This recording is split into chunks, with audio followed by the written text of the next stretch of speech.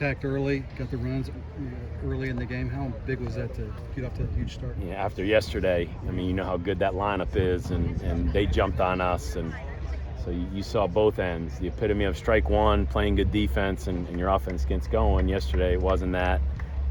They put big runs on us early, and it was just we were fighting out of a hole. So to score 6 runs in the first 2 innings was huge. Carson gave us what we needed. Get us one time through the lineup, and then we'll see how it's going.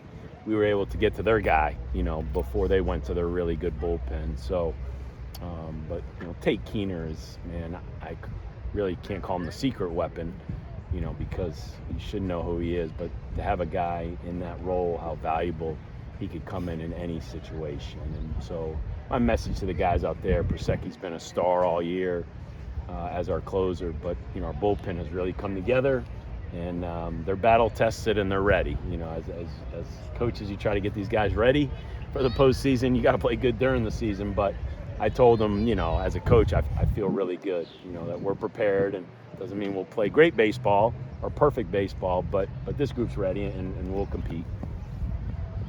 You had a 6-0 lead, but the strikeout with the bases loaded, where Tate showed some emotion, and it really kind of juiced the dugout back up again a little bit to kind of get you through the rest of the game. You needed that. I mean, that's again, that's a good offense, and the wind's blowing out, and they could put up a 4 spot just like that with one swing, and I think we got out of a couple bases loaded jams. And you look at the last couple of weeks, teams have gotten out of those jams against us, why we hadn't scored and why we had some low-scoring games. So Usher's 2 out, 2 RBIs in the first was beyond huge. I'm a big believer. Good offenses have a lot of runners on base. So left on base is a misleading stat from time to time, but the last 2 weeks it's affected us. We've left way too many guys on base, and we could not get that big hit. And Usher really burst the bubble with that 2-out hit, and then we just seemed to be free and loose, and we played really good. Hawks also had a really big base-loaded strikeout in the 7th inning. Talk a little bit more about him and how he's kind of emerged as the season's gone on. Hawks is, it's our righty version of Tate. We've 2 juniors, older guys. We've run Ryan out there in some really tough situations, but he and Webster and Tate and Prosecki, as your closer, you got 4 juniors that, as we talked about at the beginning of the year, I mean, when you sit down and have a heart-to-heart with those guys, I mean, they'll be real with you. They came here. We're finished number 3 in the country. We're preseason number 1. We get off to a good start, and then COVID hits, and their season's over. And then you come back for your you can't play in the Cape. You can't play in the summer leagues. You come back for your sophomore year, and the last month doesn't go well. So here you are.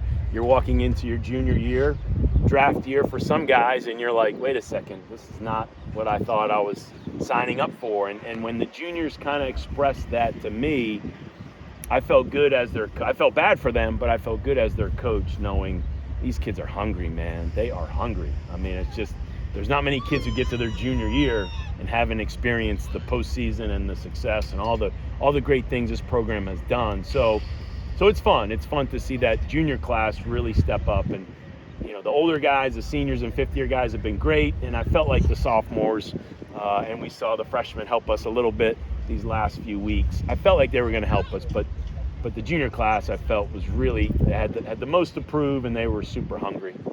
Dan, you mentioned that hunger, but the guys also mentioned they felt like maybe last year's team maybe more talented but didn't play as well together compared to this year's team. Have you seen the same thing this year, and just, I guess, your vantage point? Well, last year's team was super talented, and it's great kids, I don't ever want to act like they did something wrong. Something was just missing, and we had some injuries, and we had guys in wrong spots, and it just spiraled at the end. It was very uncharacteristic. For me, it was about the connection piece. One of the strengths of our program is the connection, and the COVID and the restrictions, it just took that away. Now, everybody had to deal with it, so I hate to make it an excuse, but in our program, it's crucial. I mean, it's a staple of our program. J.R. Langworthy spoke to the team on Thursday, and he talked about love and perspective. I mean, these are young men that, they're not afraid to share their emotions, and they talk about love, and they talk about others. And I mean, so you realize there is a deep love and appreciation for each other. So our goal this summer was, let's do our best to help these guys connect and everything we did as coaches, but I give them credit because they're the ones that have to invite younger guys over and have to hang out and go to movies and do those things together. And they made it a point. We have to be closer than we were last year, and they took advantage of all the restrictions being lifted. And they obviously care about each other, and it's been fun to watch this year.